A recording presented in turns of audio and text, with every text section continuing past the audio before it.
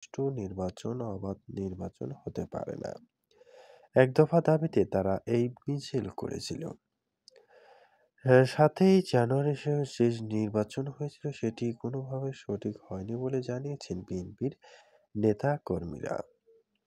তাদের এক মিছিলে এসব কথা তুলে ধরেন তারা।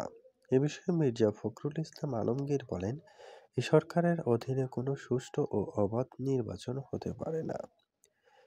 তারা জানিয়েছেন, সামনের রমজান মাসকে রেখে এবার দ্রব্যমূল্যের যে সকল ঊর্ধ্বগতি তা নিয়ে চিন্তিত সাধারণ মানুষ। যারা দিন এনে দিন খায় তাদের জন্য যে সকল কার্যক্রমগুলো রয়েছে তারা কিভাবে সেগুলো মানবে এবং রোজার মাসে রোজা রাখবে।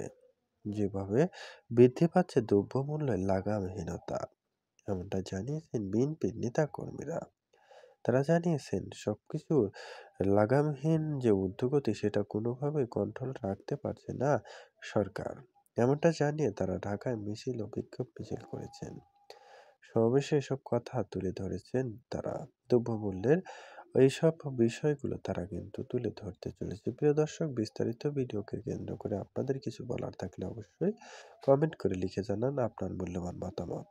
যারা আমাদের চ্যানেলে নতুন দর্শক আছেন অবশ্যই ভিডিওটিতে একটি লাইক দিয়ে চ্যানেলটি সাবস্ক্রাইব করবেন।